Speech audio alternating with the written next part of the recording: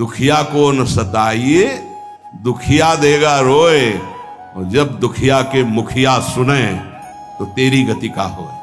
किसी को कमजोर समझकर आप फंसा दिए या कष्ट दे दिए या मार दिए और आप पदवी पे पहुंच गए, तो परम पदवी वाला जब दृष्टि डालेगा तो तुम्हारी धज्जियां उड़ जाएंगी। ये बहुत होश में, जो शब्द दूसरे के हृदय में चोट पहुंचाकर परम पद में पहुंचा दे, वही साधु के शब्द होते हैं। उठो, जागो, भूल मत करो। अगर यहां तुम सुखी होने के लिए अधर्माचरण से धन ले लेते हो, चाहे जो हो, तो परिणाम में तुम्हें बड़ा भयंकर दुख भोगना पड़ेगा। इसलिए हम प्रार्थना करते हैं, अंदर की हालत को मजबूत करना है तो दुखियों को मत सताना, निर्दोषों को दंड मत देना, पैसे के लिए किसी को गलत मत फंसाना। चाहे जितना बड़ा अधिकार आपको मिला हो, वो अधिकार भी एक समय का है, इसके बाद नहीं। फिर तुम्हें जो कर्म का दंड मिलेगा वो भोगना पड़ेगा। त्रिभुवनपति अधिकार प्राप्त है महाराज नहुस को, भूल गए अपने कर्तव्य को और पदाभिमान में गलत आचरण में कदम रख दिया तो अजगर की योनि प्राप्त हुई, भ्रष्ट हो गए देवराज इंद्र पद से। कोई भी पद अगर आप गलत आचरण करोगे तो समय पर जब दंड देगा, पद भी छिन जाएगा, सुख भी छिन जाएगा, परिणाम महान हानिकारक दुख कारक होगा। उपासक यदि बहुत जल्दी पवित्र और शुद्ध साधना में समर्पित होना चाहता है तो शरीर और प्राण, इन दोनों को भगवान के चरणों में समर्पित कर दे।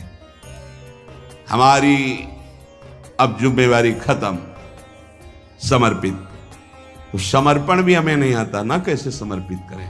इसीलिए गुरु रूप में भगवान पधारते हैं। गुरुदेव जैसी आज्ञा करें वैसे शरीर के आचरण हमारे हों, और गुरुदेव जो हमें नाम मंत्र दे वही हमारी श्वास में चले, तो दोनों समर्पित हो गए, शरीर और प्राण।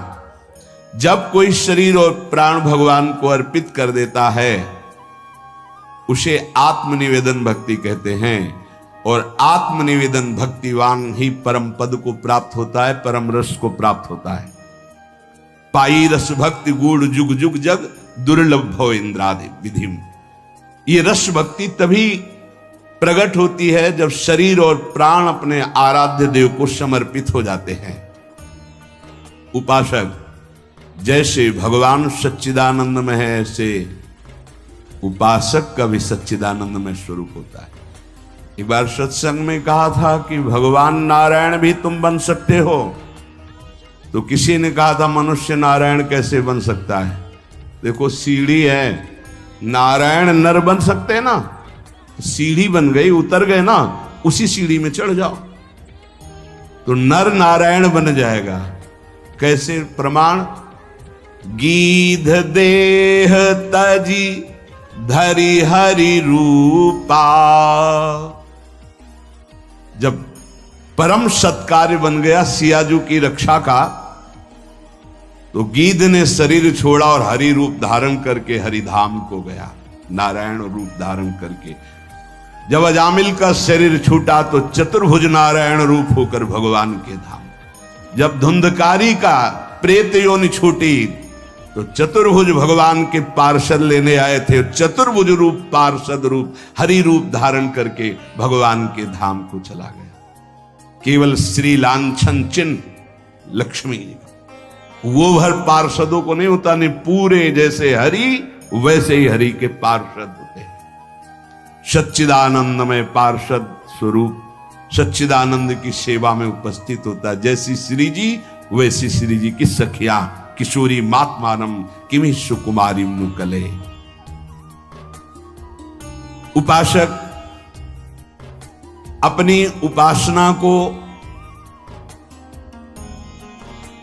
चुरा के रखे, नहीं तो कोई चुरा लेगा। हम जो साधना करते हैं किसी को पता नहीं होना चाहिए। हमारा अहम कहता है कि हम सबको बता दे, इतने माला जपते हैं, ये करते हैं, ये करते हैं। पूज्य पादुड़िया बाबा कह रहे हैं उपासक अपनी उपासना को चुरा के रखना। ये चुराने की वस्तु है, छुपाने की। कोई जाने ना आप किस कोटि के? जैसे समुद्र की कोई था नहीं ले सकता, ऐसे उपासक की कोई था नहीं ले सकता। सेवा में तुलसी दल 7 दिन तक प्रयोग किया जा सकता है। 1 दिन उतार के 7 दिन तक वो बासी नहीं माना जाएगा।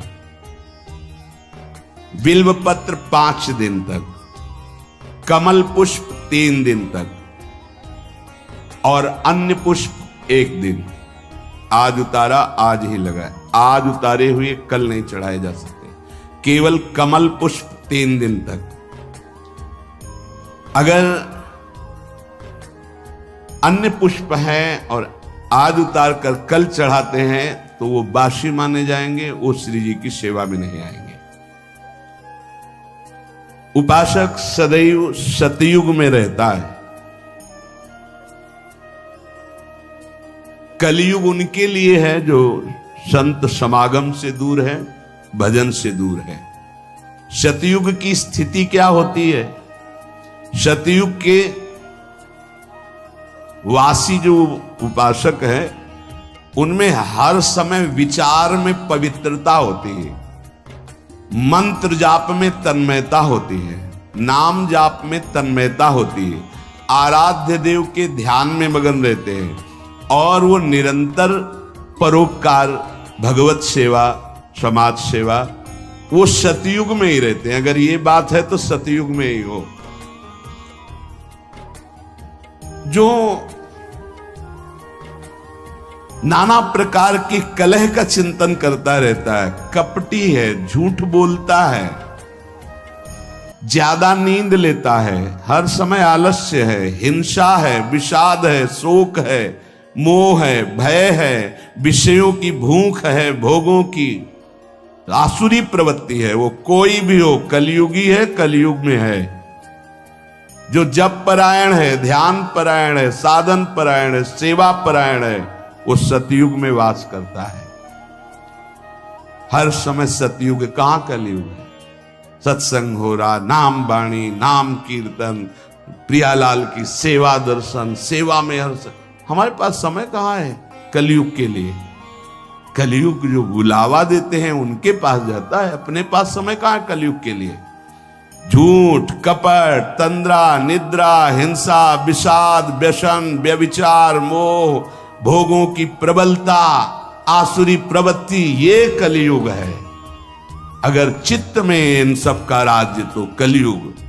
उपासक सदैव सतयुग में रहता है, सदैव।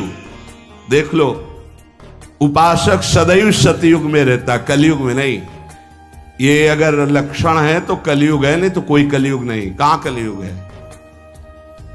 हाँ, कलयुग का स्थान बताया गया, शराब पीना, व्यभिचार करना, मांस खाना, जुआ खेलना, चोरी करना, तो उसी में आ जाता है झूठ, कपट, तंद्रा, निंद्रा, हिंसा, विषाद, शोक, मोह, भय, भोगों की प्रबलता, राक्षसी प्रवृत्ति, ये कलयुग का स्वरूप है। उपासक विषयी भक्त से बच के रहे। यहां विषयी पुरुष नहीं कहा, ये न्यायाधीश के वचन, पूरे आजीवन यही साथ रहे। विषयी पुरुष से तो हम समझते हैं कि विषयी पुरुष है, पर यहां कह रहे विषयी भक्त से बच के रहे। भक्ति का बाना है और विषय सेवन का अंदर से स्वाद है, तो हम बाना भेष से, हम उद्देश्य से संत मानते हैं। उद्देश्य तुम्हारा भगवत प्राप्ति भजन है तो हमारे मित्र हो, और उद्देश्य नहीं है तो बच के रहना। यहां कह रहे उपासक विषयी भक्त से बच के रहे, क्योंकि हमारी श्रद्धा होगी कि भगत है और विषयी है तो संसार का राग प्रकट हो जाएगा, जो राग हमारे भजन मार्ग में बहुत बाधा पैदा करेगा। क्योंकि ये राग और द्वेष सतमार्ग के लुटेरे हैं, श्री भगवान गीता जी में कह रहे हैं। जो भक्त विषयी है हमें उसका संग नहीं करना। क्यों? क्योंकि उसके संग से विषयों का राग प्रकट हो जाएगा।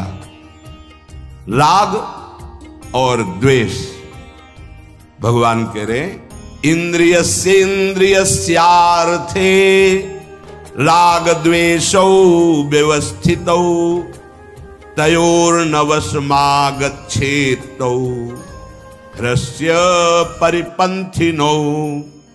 हे अर्जुन, इंद्री के प्रत्येक विषय में राग और द्वेष ये छुपे रहते हैं। अनुकूलता प्रतिकूलता, उपासक को ना अनुकूलता में न प्रतिकूलता में, अर्थात न राग में न द्वेष में, दोनों में नहीं फंसना, क्योंकि ये दोनों इस मार्ग के लुटेरे हैं, खाली कर देते हैं, लूट लेते हैं। श्रोत्रेंद्रिय, त्वचा इंद्रिय, नेत्र इंद्रिय, रसेंद्रिय, घ्राणेन्द्रिय, इसके विषय हैं शब्द स्पर्श रूप रस गंध। पूरी सृष्टि के भोग इसी में आ जाते हैं। इसमें कुछ में साधक का राग रहता है और कुछ में द्वेष रहता है। राग अनुकूलता, द्वेष प्रतिकूल।